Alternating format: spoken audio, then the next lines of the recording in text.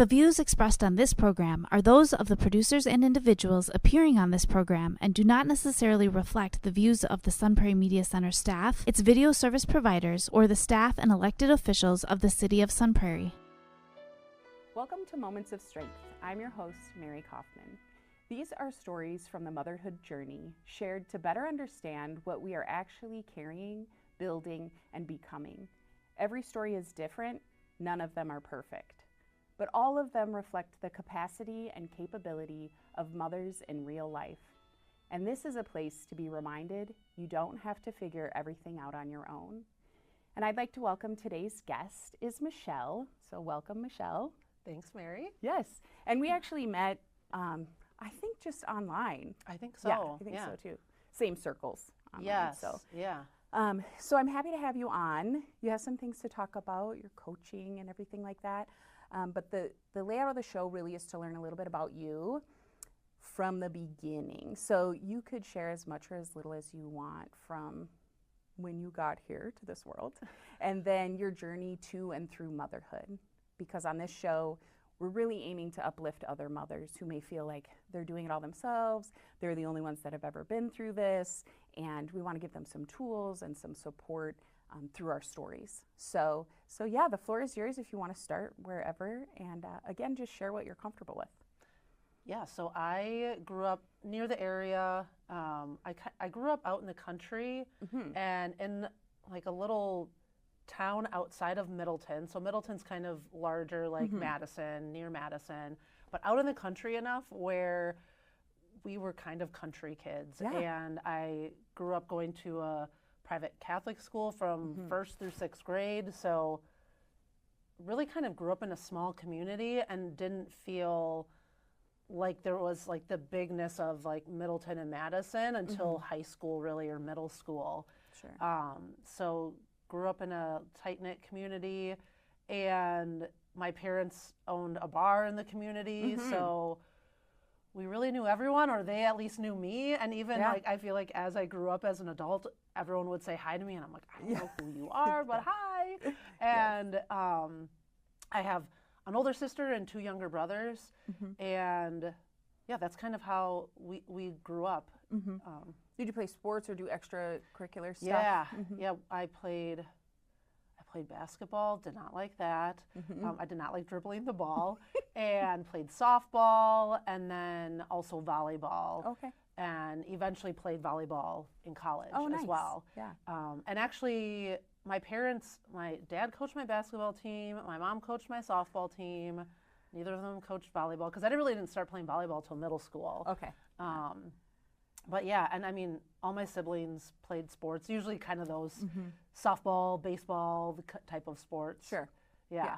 And then when you went to middle school and high school, was that also local in that smaller community, or did you have to bus Then we went somewhere? to more to like the public schools, and that's when there's like all these other people, and you just kind of start being like, oh my gosh, it's so weird to have, you go from having 12 kids in your class, and that's a big class, to now you have 30 kids in your classroom. Right, So, in the classroom. It's Yeah, like yeah. so much of the school in one room. Yeah. What you're used to. So growing up in sort of that country atmosphere, were there other things that, maybe you did as a kid that were not typical? Like, I think of how my kids grow up now, in this suburban area, and it looks different than when you have all the land and curiosity and like do stuff outside. How did that look for you? Yeah, I mean, it's definitely different than my daughters growing up. And we lived out in the country, but we lived in a development out in the country, but there were no sidewalks or anything like that. And we would just bike around. In the summer, I keep I'm always like, where were our parents in the summer? Like, I don't even remember seeing my parents in the summers. It would just be like, you would just go outside and find some friends to play with, and you'd eat somewhere at some time, and eventually you'd make your way back home. Yeah. And it was not a priority. No, like, food was like, you'd hit desperation, and then you're like, maybe I should eat something. It was just different. Yeah. And I remember even growing up in our neighborhood, there was this lot that was empty for most of my childhood, and it was kind of in the middle of the neighborhood, and we would all play baseball together as all the neighborhood kids. Whoever wanted to play that day, we would play baseball a lot too. And just grew up in kind of that way. It sounds kind of idyllic when you think back on it, you know. Yeah. Even as an adult, it's like just pick up and do something with a group of people at random, and it's so fun, you know. Yes. I wish my daughter had more kids her age closer to where we live. But just also letting her now like be able to get out and be like, oh yeah, you can go bike, even though for me I'm always like, oh my gosh, you're gonna get hit by a car and all that kind of stuff. You just like have those things, and it's like, I mean, it is a little bit different now because back then people didn't have cell phones and anything like that, and so yeah. It's like we know too much almost. Yeah, exactly. So it's hard to let them take a risk because you're like, well, I know how that's going to go. Yeah. But they still have to do it. So that's kind of a struggle as a parent, I feel like. Yes. Yeah, okay, so then off to high school and then to college. And where was that? Northwood University, which is in Michigan. It was Okay. a small private school, surprisingly, because I thought I wanted to go to a big college. I actually initially didn't want to go to college at all. I'm like, I don't want to go to college. And then I started playing club volleyball, and that led into, you know, college coaches seeing you, and I'm like, oh, I can play volleyball in college? This sounds awesome. And I ended up doing that, and I really enjoyed going to that school because they had a lot of international students, and I always loved just learning about different cultures and things. And actually one of my best friends still to this day is from Mexico, and there was a couple times that we got to go to Mexico and just like be with her family and not go to the beach, you know, like that kind of stuff. It was just like immersion. It was just like in their town, and really just got to like experience the culture in that way. So yeah, I went to college for like business and entrepreneurship, and I would definitely say I'm using that, but where I'm at now is not really where I thought it would be. Yeah. It's funny how that works out. It is, yeah. Because your young brain you can't know what you don't know, and you have to kind of bump against some things to figure that out, and just life isn't here to serve you necessarily. You kind of have to, you can see something, but it's a very narrow view usually until you have some experience. So, so how did it come about? How did that unfold after college? Well, I started with just looking for a job. I started out in insurance and didn't really like that. I like the idea of it was kind of my own business, but there was structure to it. Sure. But it just didn't feel like a fit for me. And then I eventually, you know, found a job at a manufacturing plant that I was like working in the office. And then I eventually started watching my sister's kids, actually. Oh, yeah. A big part of that is her oldest had disabilities. And pretty significant disabilities, so he ended up qualifying for care through like Medicaid and through a service, like Home Health United type of way. And my sister's like, do you want to, you know, watch him?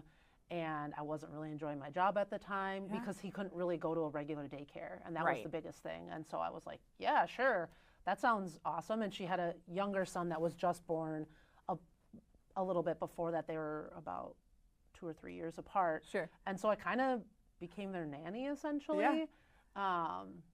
It's practice. And and that was like, I was even at a time in my life where, I'm trying to think of the timeline now, but I had been married for, I guess, a couple years at the time. And when my husband and I got married, we were both in a place where we weren't 100% like if we wanted to be parents or not. Right. I actually, going back to my childhood, I found out when I was 15 years old that I couldn't have kids biologically. Okay. And so kind of growing up, I just was like, well, I probably just won't have kids. And it almost like, part of it almost became this like, I started to pretend like I didn't like kids, or I would tell myself like I don't like kids, and almost like this protective mechanism of like, oh, kids are so annoying, and why would I want to have kids? That makes it your choice instead of somebody saying you can't. Right, exactly. So I understand that. Yeah, and so I use it as a protective mechanism.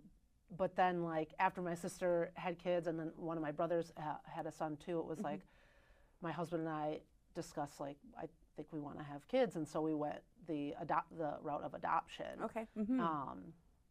And we knew that going into marriage then too, like if we were going to have kids, we're going to adopt.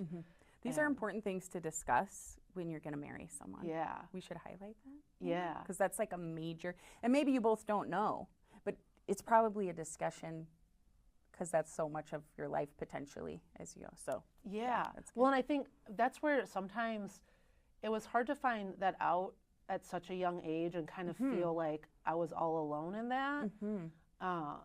But then when it came to having these discussions with someone that I wanted to potentially marry, that we were able to have these discussions of, do we want to be parents? And if you want to be a parent, you know, then maybe I'm not the right person for you. And having those discussions where sometimes people don't have that opportunity to have those discussions because there's so much, you know, infertility and those types of things where then it's like, maybe you don't go, know. Right, you don't know. You go into a marriage thinking you both want to have kids, and then it becomes more difficult, and then you're starting to have to make these decisions. So we were able to make the decision as it came and kind of be okay with either yes or no. Yeah, yeah. And that's a challenging, you know, just to circle back, and of course, whatever you want to talk about, you know, comfortable, but to find something out like that at 15 when you're still developing, so you don't know, you can't conceptually know what that means long term. Right. That's just information you received about your body at this stage. You don't know, you know, we talked about that at the beginning, is like you don't know until you're in it. And so to grow with that, and then it has different meaning for you, or you assign it different meaning to sort of protect yourself or get through something, or so yeah, that's real. And I mean, your experience, but kids that age find out all kinds of things and or discover things about themselves or whatever. So that all is part of, we talk about a motherhood journey. But at 15, you were already learning things that were going to affect your motherhood journey. And so, it's so interesting. Yeah, so when I was 15, I found out I have something called androgen insensitivity syndrome, and it's under this umbrella of the term intersex, which is an umbrella term for differences in sex development for kids and people. And so for me, what it looked like is I looked like on the outside and developed as a female and was assigned female at birth, and so that's where it was like nothing seemed different until when I was getting older, and then there was this like lack of having a period. And that's when all the questions started coming up, and you know, is it just, you know, is it going to happen? Is it not going to happen? Because my family does tend to be like late bloomers, so to speak. So it wasn't that, like, it wasn't like, because I had an older sister. And she didn't have her first period till high school either. So it was kind of like, oh, maybe it's just taking a little bit longer. But so I ended up finding out that essentially I have XY chromosomes, and I was born without like a uterus, ovaries, fallopian tube, like all that kind of stuff. But I developed as female. So it really changed a lot of just growing up and the motherhood piece of it. And back then the internet was not anything like it's today. So there I wasn't able to Google things. My parents weren't really able to Google things. There weren't support groups or anything like that. So it was kind of like hush hush. It's kind of like the card catalog. It's like you're just at the live, like, what are your resources at that point? And so we just took care of the medical things that need to be taken care of, but then other than that, we just kind of didn't talk about it. And there was like, the good in that is like, I never felt different, but the harm in that is then I felt like I shouldn't talk about it. And so I honestly hadn't started talking about this or even looking more into what, like, who am I and my body more until I got into my 30s, because I was just so used to just not talking about it, and in many ways not really needing to talk about it. So because you were kind of in this pipeline, you're already in there. And so to step out of that, you know, and explore that, and then you open things up for yourself too, because then you really have to ask yourself, you know, who am I? Right. So that can be burdensome, and but then also you can figure out who you are. You know? So everything comes at a price. And, and fortunately now there are so many resources, well, compared to then. And so then this was when you and your husband were talking about adopting, that was in your 20s, late 20s? Okay. And you decided to go there. So we've had, I'm just one person. On this show, we have had guests that have adopted, and they've been all the different ways, international, local, open, closed, and did you have something in mind in particular or just open to whatever? Yeah, we ended up going the route of domestic infant adoption. Okay. Essentially, and through an agency. Lots of people will go through foster care, potentially as well.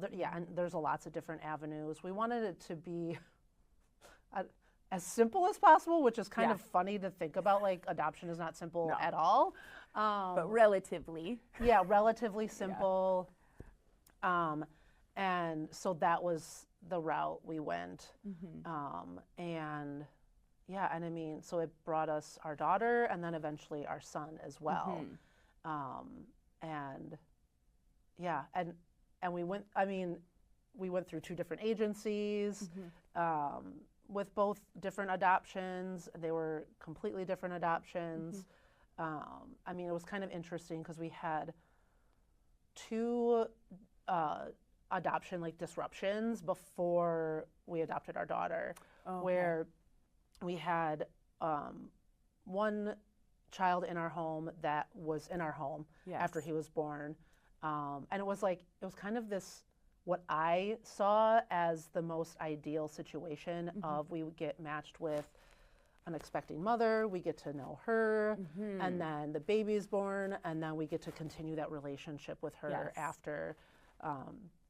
And so when he was born, we brought him home, and then a few days later, within a week, she changed her mind. You can change your mind. And it was devastating. And the interesting thing looking back is her strength to be able to say that there's something that's not right.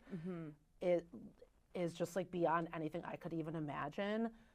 Because I remember going back and we physically gave him back to her, and she said, I want you to be his parents, but God is telling me that I shouldn't. And so she really it was this spiritual thing of I'm not supposed to do this, which at the time I didn't understand. And I was understanding, but I was also devastated at the same time because we had built a relationship for 3 months, and then it was also you start kind of losing this person that you kind of saw as a friend, sort of, because someone who was going to be in your life forever. Probably.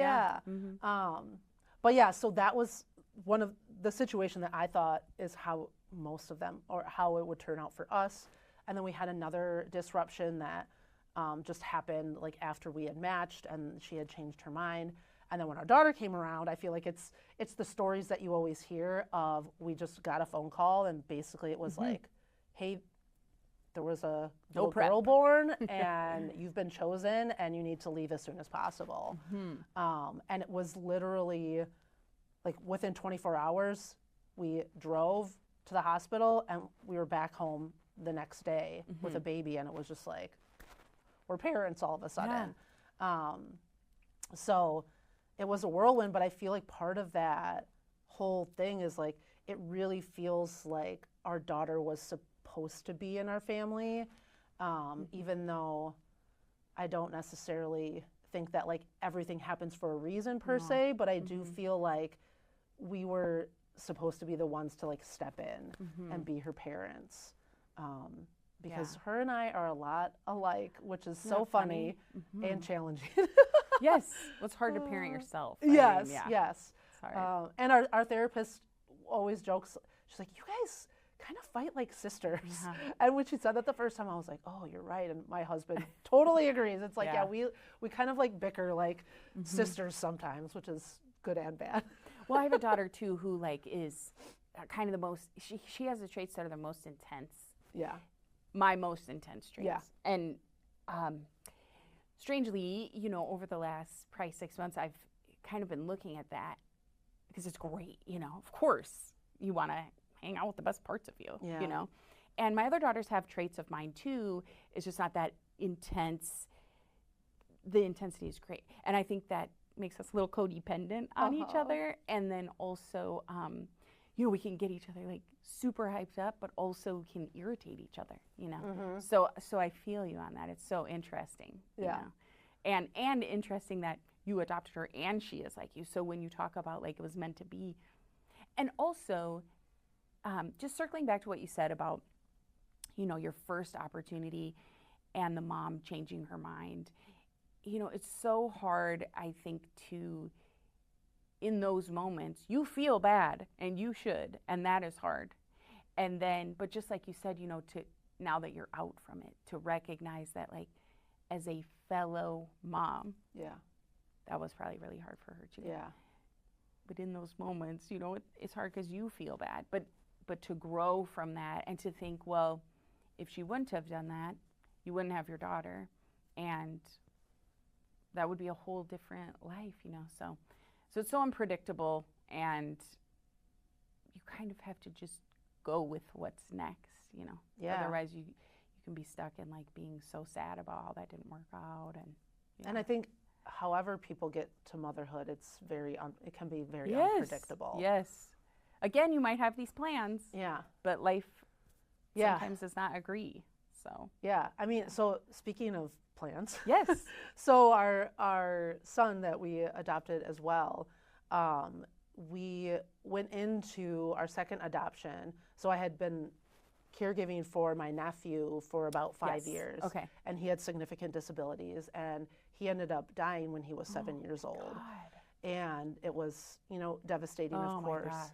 And we went into our second adoption basically saying, like, we don't want a kid with disabilities, because it was, we didn't want to, it wasn't that we didn't think these kids deserve love or anything like that, but it was just like, it kind of felt like we lived that life, and it wasn't something we would choose to live again. And so when we went into the adoption with our son, it was kind of more of like that. We got to meet with the expectant mom. She chose us, and then he was born. And then we came to find out as he ended up being born a little bit early, so he was in the NICU, and then he wasn't eating like he should, and like taking, taking formula or whatever orally. And so it was taking longer and longer and longer. So then they did, a head ultrasound, and that came back normal. And then when they did an MRI, they found out that he had a brain injury, and it was completely different from what my nephew's was, but like how he was presenting was very similar to my nephew. And I remember the doctor coming in, because I was actually at the hospital by myself. I was at the NICU most of the time by myself because it wasn't local. Right. And I remember the doctor coming in and sharing this and saying that he might not be able to like ever eat, so he might need to have a G tube, which is a tube that you put in their stomach to feed. And that was exactly like my nephew. He had a G tube. And it was this weird time where I was like crying and sad and like laughing at like the absurdity of how the timing and the timing and how we were like so. We specifically said like we don't want a child with disabilities, and it was like haha, you're getting it anyways, sort of thing. And I mean I'm so thankful for him, and it was, it felt like one of those meant to be sort of situations as well. And so he ended up, he had to get transferred to a children's hospital to get the G tube in, and then I'm like, I'm basically an expert at this because I did it for 5 years of my life. Maybe that's why he was mad. Yeah, I mean, it was just so interesting how it all played out. But then he ended up dying as well. Oh my gosh, when he was 12 weeks old. And his death was considered SIDS, so he died in his sleep. Oh, okay. Oh my gosh. So when I think about like, especially as like Mother's Day is coming up and all of those things, I always think about like our mom titles. And it's like, I feel like I have a lot of different mom titles. From like adoptive mom to bereaved mom to, I mean, I used to be like a disabilities mom, but in general, it's like, and we can kind of, sometimes having those different names is helpful, because I really appreciate going to like conferences and gatherings where it's all moms who've had experienced child loss. I really appreciate going to conferences and gatherings where it's all moms who've adopted children or parents, and you feel seen and known in different ways when you go into those different groups. But then ultimately, it's like we're all moms too, and like having that space of like I'm like just a mom like everyone else sort of thing too. Yeah.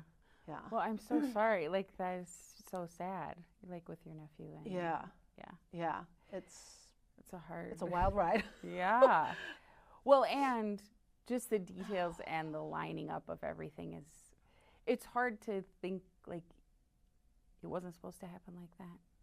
And you're going to say that without any, like, faith-based anything. Yes. Yeah. You could talk about the energy of the universe or, like, just how things line up. And, yeah, that's interesting. I mean, it's hard to think, like, well, maybe that happened because you were so capable already in that realm, but then you have to take the devastation with it, you know. But you've been a mom in many ways, like you said, and to many kids, you know, they don't necessarily live with you, but yeah, so you've shown up as that. So that's amazing for them. Yeah. And so now it's you and your husband and your daughter, and you and your daughter are the same. We are very similar. Yeah. And I mean, and in some of the ways, with going through, I mean, we definitely started a lot of therapy after our son died. Of course. And then, you know, learning about like that our daughter has ADHD, and in doing that, I'm like, if anyone has gone through that, you know, you kind of fill out paperwork of, you know, do they do this? Like, you know, sometimes, all the time, or, you know, whatever the check marks are. And I'm going through it, and I'm like, wow, this really sounds like me. Is this for me or her? Yeah. And I think, and it's honestly, I feel like that's how I've heard a lot of women that are, you know, in their 40s, 30s, 40s, 50s that are finding out, oh, do I have ADHD? Is because they're doing it with their kids. And it's like, oh, yeah, that's me.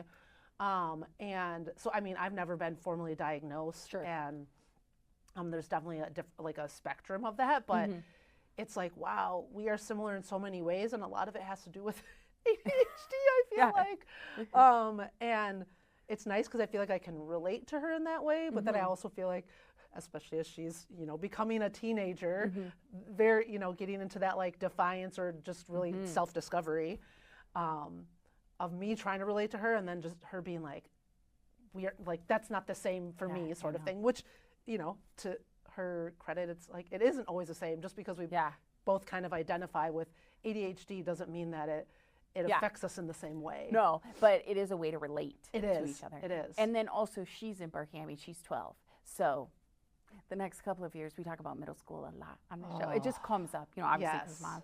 And, you know, there's some consensus that is one of the most trying time. It's just trying. It's trying for the child who's trying to figure that out, and it's trying for the parents.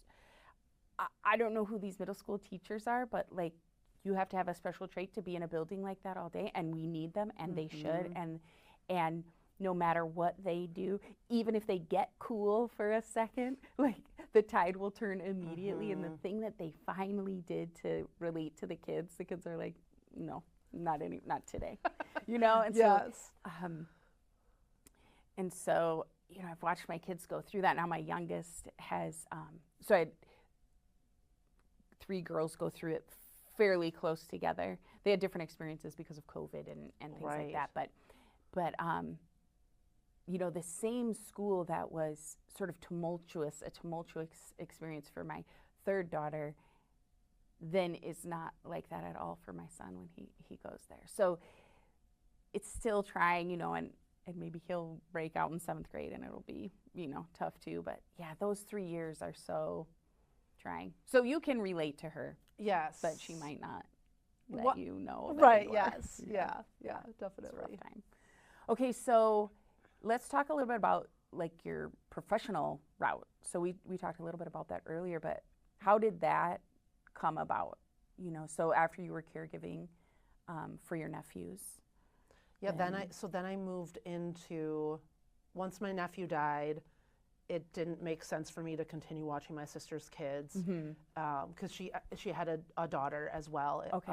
It was actually, again, one of those moments where it was like she was born about a month before her oldest brother died. Oh my gosh, But so I continued watching her other kids for essentially the rest of the year. Sure. And then it just felt natural to move into doing in-home daycare with my daughter because at that time, because I would just bring her with me, of course. Yeah. And so. And how old was your daughter when all that happened? 2. So she was so around she 2. was little. Yeah. And so it just felt like it made sense because I was already her caretaker. Yeah. And I was like, I don't know how I'm going to find, daycare or whatever. And like, I don't know really what else I want to do. This feels kind of natural. Yeah. So I started doing in-home daycare. And it's so funny because I never thought, first of all, I shared that I wasn't sure if I wanted to be a parent ever. And now I'm finding myself like taking care of kids. Remember, you didn't like kids Yeah. for a little while. Yeah. Yeah. And so my daycare kids, it worked out pretty well that it was 2 families, 3 kids between the 2 families, and they were all around my daughter's age. Okay. And so that worked out really well. And then when our son James was born, he was 4 to 5 years younger than the rest of them. When he died, it was at the point where the kids were starting to go to like half days of school. Okay. And so it was about a year after, once we had started doing therapy and I was going through some of my healing, that I was really sitting down with a friend having coffee, and I'm just like, what do I want to do? I don't want to keep doing daycare because I also felt like I just lucked out with the families that I got, the kids that I got. Timing. It was the timing of everything.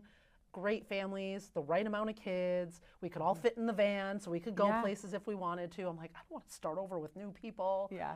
Well, and your daughter was getting to be school age. Yes, Yeah, exactly. So it just like it didn't make as much sense. And she suggested I become a health coach because I was kind of already doing it through supplementation and things like that, but I wasn't really charging people for it. And I was like, I don't know. At the time, it kind of felt like I didn't necessarily, coaches, I had heard about coaches, but to me, I kind of felt like, I feel like coaches are just people that tell people what to do, sort of. And it's like, can't you just find that out through a book or a podcast or whatever? Like, why do we need to pay people to coach us?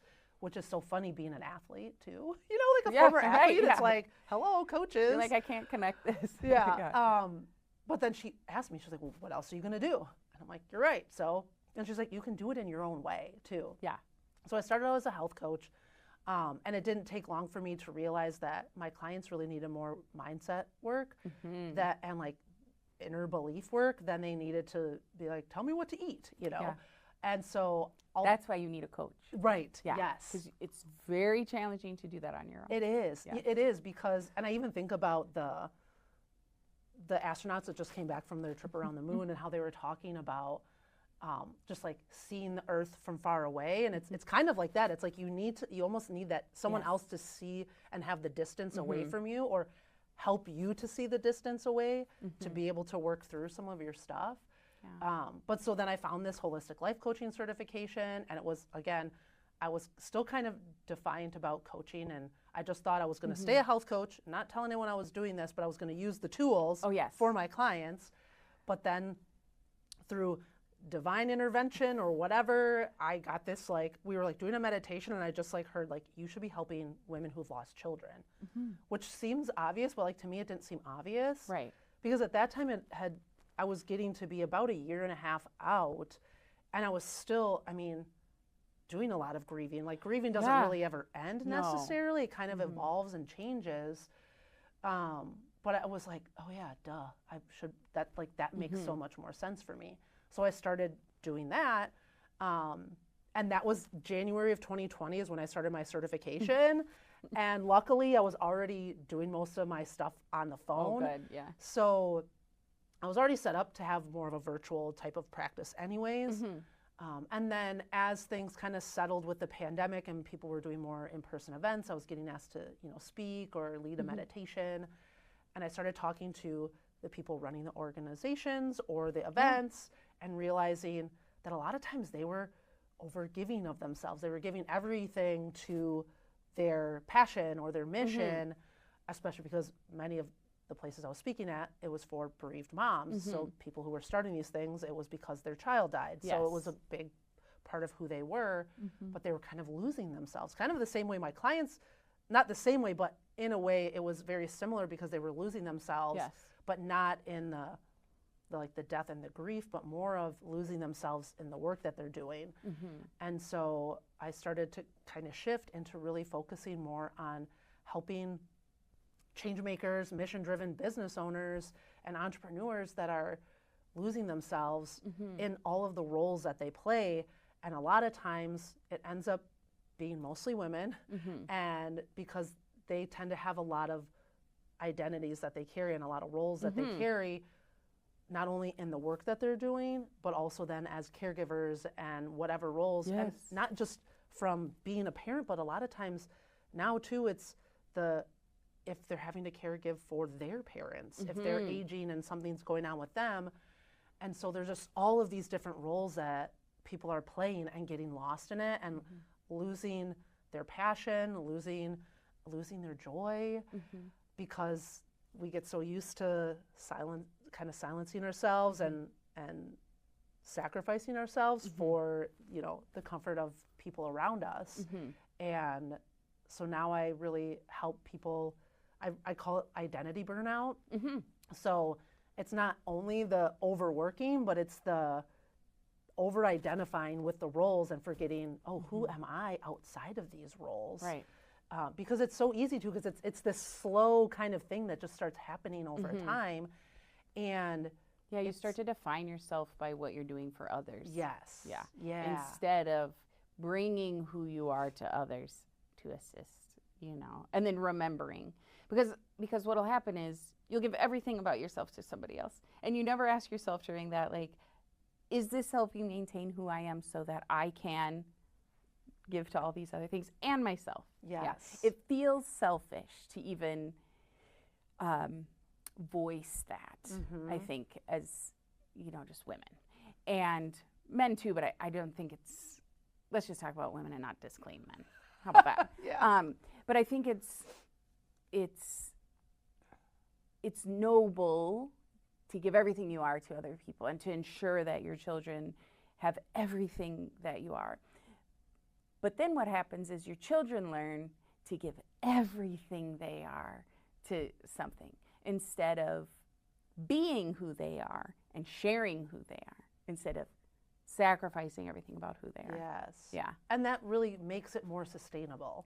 For sure. That makes it so you can, and that was the big thing, is like when I started talking to these people, they're like, I don't know if I can keep having this nonprofit, or I don't know if I can keep doing this event, because they were burning out. And it's like, no, I want you to keep doing these things because these are amazing things that you're doing. And so, yeah, when you can really connect with your being and who you are, that's how you can keep giving more to others, really. You don't get worn out. Like, you get to do it instead of you have to do it.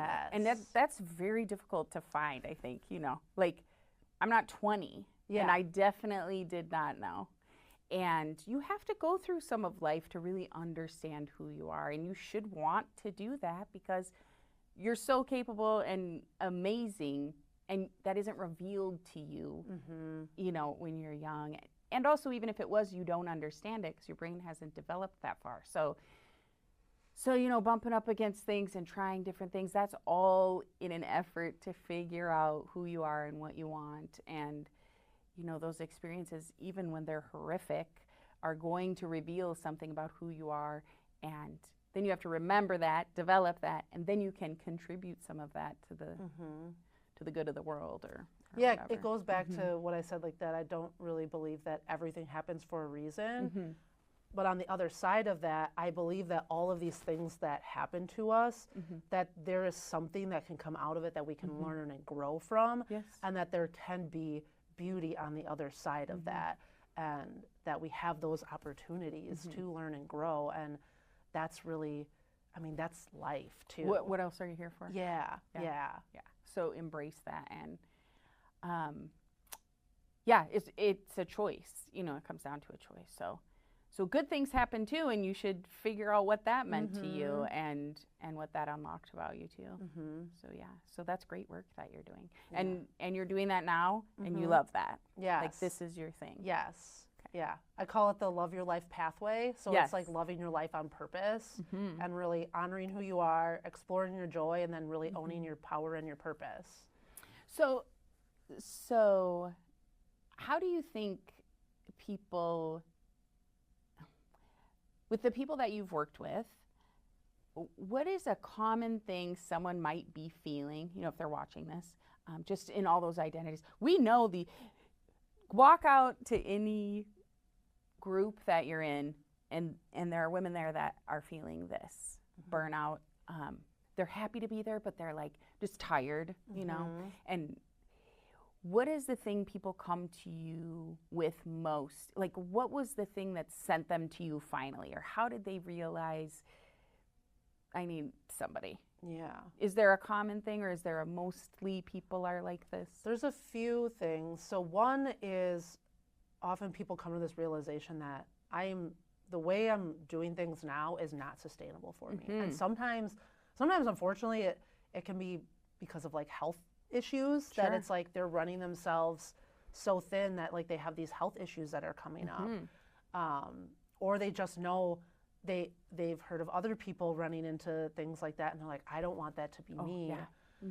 And then the other piece of it is a lot of times people come to this moment of who am I, and like what do I want next, or where do I want to go? And sometimes it doesn't have to be I want to change something, but I want my life to feel different in a different way, because especially when we think about people who are doing things that they're passionate about, they're trying to create change, make the world a better place, they're wanting to do it, but it started out as they're super passionate, they're excited about doing it, and now it's become something that people say to me often is like, it feels like a chore, and I don't want it to feel like a chore anymore. And that's that signal of, if it's feeling like a chore, and you're wanting to keep doing it, but you don't know how to do it any different, that's a signal where, that's where it's like we gotta explore that joy and your authentic yeses, your authentic nos, the ones that are aligned with you, and being able to, you know, set those boundaries too. Do you think, so having a coach, and you had your own reservations when it came up as a suggestion for you. Also, that's a huge compliment when somebody says like you should be a coach. Because what does that even mean? It means they admire something about the way you're handling something or presenting yourself, or you've added value. So that's complimentary. But in being a coach, you had your reservations, and many people do, I think. And I think part of that is, at this point, it's not regulated like other industries. So anyone can be a coach. And many people have, you know, life experiences that maybe set them up to help other people. They have a personality that does that, and they can add value. What would you say, have you on the side of like promoting coaching? I have my own, I do believe in it too. And I have my own ideas for why people should if they can, and the kind of value that it brings. But what do you think if you were going to tell somebody like why they should investigate getting a coach? Maybe not just jump right in, but I think, first of all, usually the best coaches have their own coaches or therapists or both, or you know, are still doing their own work. And I think if you're really wanting to grow in a different way, if you're kind of just sick of trying to do it on your own too, I think that's the best time to explore coaching, because, and I think especially as moms, we think, well, if I pay for coaching, then that's taking away from my kids this, or my family's this. Reason. Yes. And I mean, yes, there is a give and take, and a lot of times when you're coaching too, when you're getting more in alignment and you're in this growth state, or this like container of growth,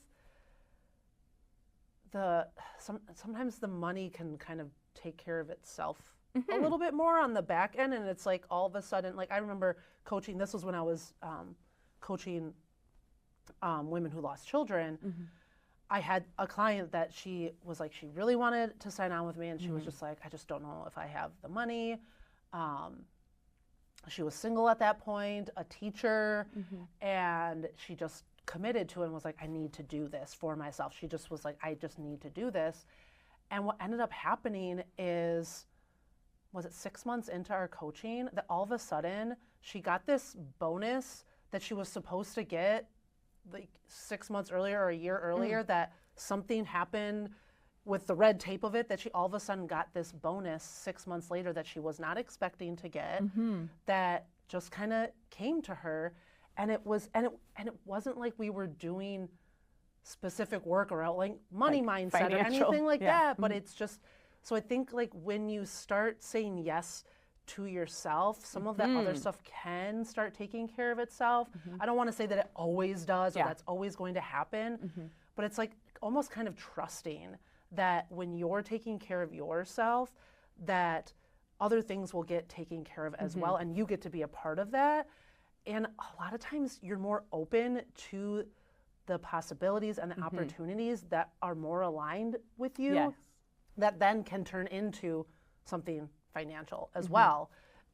So yeah, I mean, it can feel challenging, but I think like that ability to take care of yourself is so important, and having someone side by side with you that's outside of a partner, unless you have like a really good friend, but even friends sometimes, I have some really great friends that I'm so appreciative of, and they still don't have that like other lens that are just like outside of you a little bit more, that can really help you gain perspective on things that you didn't even see. And I feel like there's so many ahas with clients that are these simple things that I feel like are these simple little things, but it's usually early on, but it's these little things that they carry on throughout life that end up turning out to be these big things, with being able to say no to things and yes to the right things and the things that feel more aligned. And that's powerful when you can feel that inner confidence to say yes to yourself. And sometimes it starts with taking that step into saying yes to yourself in that way and really investing in yourself. That's exactly it. Investing in yourself. Are you worth what it would take to pay someone to be in your corner all the time, who doesn't have a personal interest in swaying you one way or the other? Because everyone else that is valuable in your life and should be in your life, and your spouse and your kids and extended family members and in-laws and the people you work with and all those people in your circle, other moms and people in the pickup line at school, whoever it is, they have their part, but they will have a bias to how you working on yourself affects them. It's just human nature. They're not necessary. Some people are, but most of the time people aren't being malicious. Think of how I interact with somebody and like, well, I want them to do that, and then how does that affect me? You will think that. So if you hire someone to have your best interest in mind and help you get in touch with who you are, and that is literally their job, okay, that's worth the investment, right? Because you don't have to have it forever. Right. I mean, you can. Some coaches are set up. Some therapists are set up. Sometimes they become friends in the end. But you are hiring someone, and that's why you pay. You pay so that they will validate you and help you steer yourself in the direction that you want to go. It took me a long time to understand why coaches charge what they do, or why you would pay somebody to just be like, yeah, that's a good idea. But it's because you're not going to hear that from someone who genuinely is coming from a place of just your interest. Probably, you know. You might have a few people. I have a best friend who's a champion for me, you know, all the time, just support. And I rely on that. But she doesn't coach me, you know, she's support, and that's so helpful.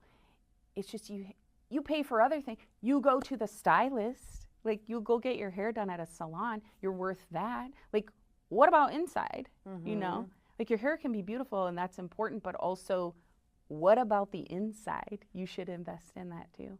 It's just too hard to do it on your own sometimes because you're being pulled in all those different directions. Yeah. So I am a supporter of that. Yeah. And I think a lot of times coaches can help more with like goals, where like if having a therapist is, you know, it's like this listening and can obviously help you. Again, like I have therapists as well, but like coaching is a little different, where it's like if you really want to move forward and grow and maybe set some goals and things like that. And the goals don't have to be things to achieve either. Right. Because that's a lot of what I talk about, of like, you know, be instead of do always. But some of your goals can be, you know, taking more breaks or whatever that is. But like, how do you manage that? And that's the thing, is like, especially when you're in overwhelm and exhaustion, it feels like I can't do any of this. None of this is possible. And a coach helps you to see what is possible, and possible for your life. And really, it's going to end up really benefiting everyone in your life, especially the people that you live with. If you have kids that you still live with, if you have a partner or a husband, it's going to benefit everyone. It really will. Yeah. Yeah, it feels selfish, but it really is not. Right. Yeah. And also, it's okay to do something for yourself. Like, we have a hard time with that as moms. So. Yeah. Yeah. And sometimes those things, you know, be instead of do, it's again, took me a long time to learn that, like, I can sit on the couch. For so many years, I never sat on the couch. We have a great couch. Like, my whole family enjoys our couch. It's a sectional. And everybody can probably fit on it. And they enjoy it so much. And I'm like, well, I want to sit on that, you know? And so just taking a breather. Yeah. But when you're like running on high RPMs and you have all this stuff to do and you're not really centered, and people say you got to learn to be still, it doesn't mean you necessarily have to meditate out of the gate the first time you're still. It just means, like, hey, sit in the chair instead of stand while you just eat those 2 crackers, you know? Like, right, yeah. It's okay to get off your feet a minute, you know? Yeah. It's just so hard to learn that. And the other thing about a coach is, and this isn't a show to like coach promote, but I'm just saying, like, it makes so much sense. You know, that person is just someone you can connect with that, again, has your best interest in mind and might validate the things, but also can share ideas with how you just have so much going on. You can't come up with the idea for how you're going to be still, get a run in, get the bottles ready. Like, it's just a lot, you know? And so, yeah, I just think it's so nice to have somebody who also is advocating for you. And different than a therapist, you probably should have both, but different than a therapist, you know, because a therapist listens and a coach can say, these are your goals and these are some ways we can get there. And a therapist does that too, just about different things. Yeah. So. And I think,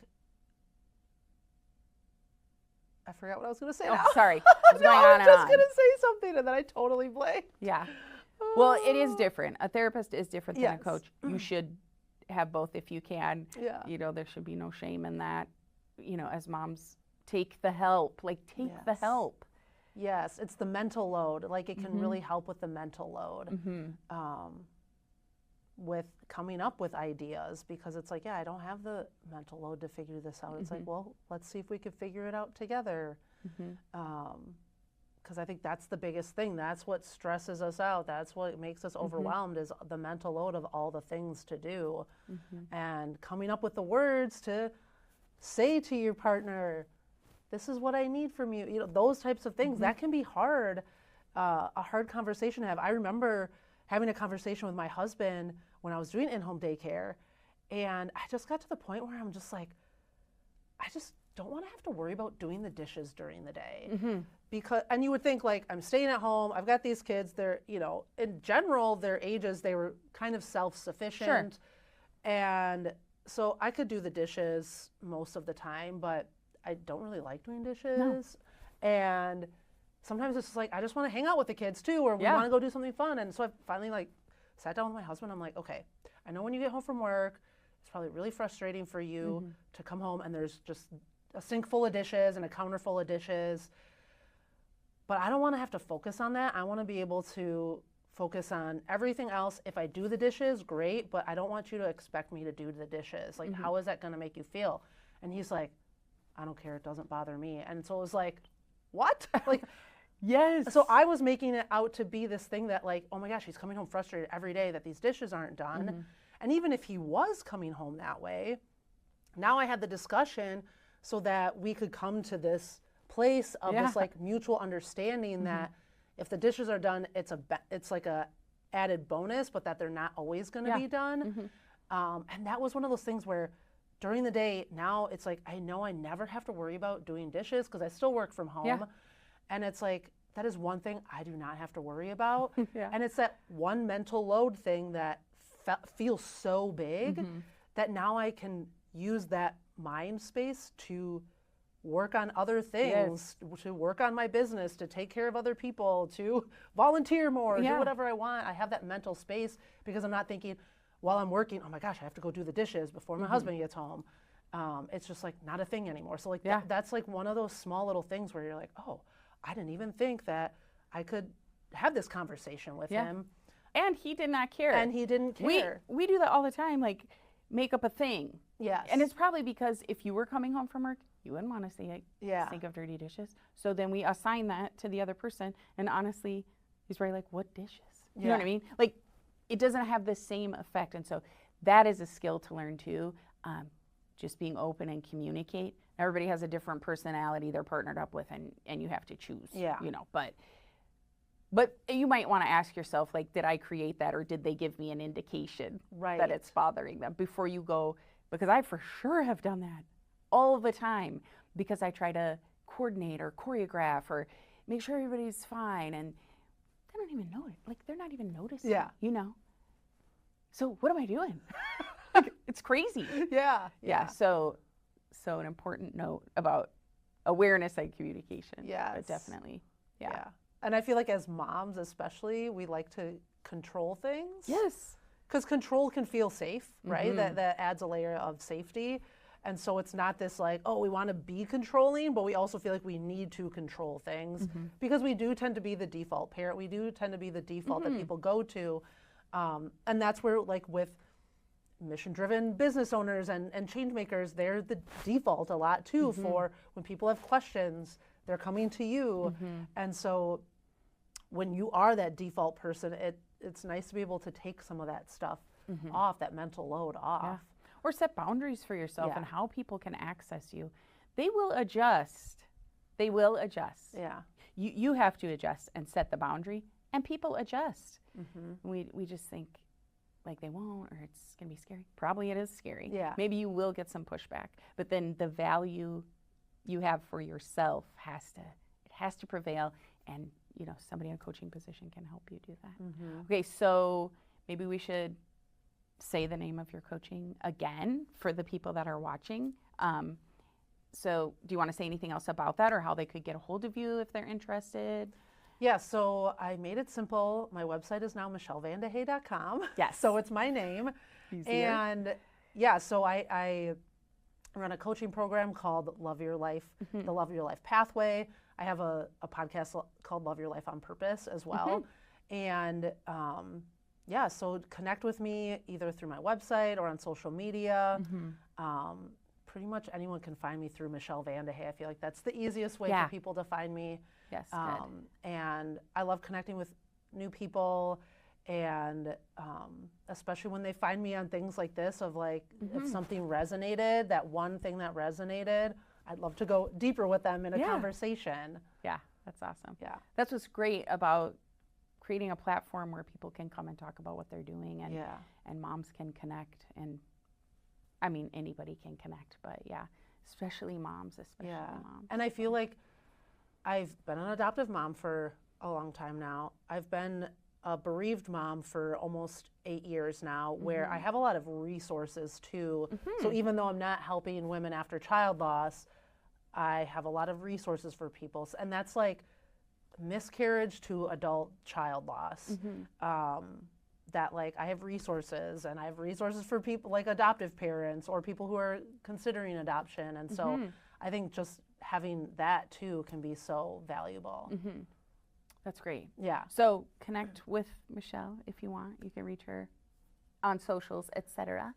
And then before we wrap up, just is there anything, knowing that you have an audience of moms, other people watch this show too, but and you're welcome to take this advice too, but is there anything you want to leave, you know, just thinking, I mean, there could be a wide variety of moms who became moms in different ways, or they're in different stages of parenting, different ages. I mean, it's a wide variety. Is there anything you want to say, and no pressure? We didn't talk about how I was going to ask you to do this. But yeah. Just like a message for... Yeah, or anything we didn't cover maybe that you think moms could take something from. I think just really connecting with yourself is so important. And something we didn't talk a lot about is I have a trauma-sensitive yoga certification as well. And so doing that certification really helped me to realize like the connecting with yourself, with your body. And a lot of times as women and as moms too, it's like we have body image, you know, issues because of societal reasons, all those types of things. And so we neglect our bodies, or we ignore them. We ignore the signals, we ignore our intuition, and really trusting yourself is so valuable and important, and it can be very challenging. That's something I really had to learn to do myself, but if you can find ways to connect with yourself, that can help you to make decisions from a place of love instead of fear. It can help you to make decisions from alignment as opposed to being these decisions that you're making because you've been conditioned your whole life to believe these things. Yeah.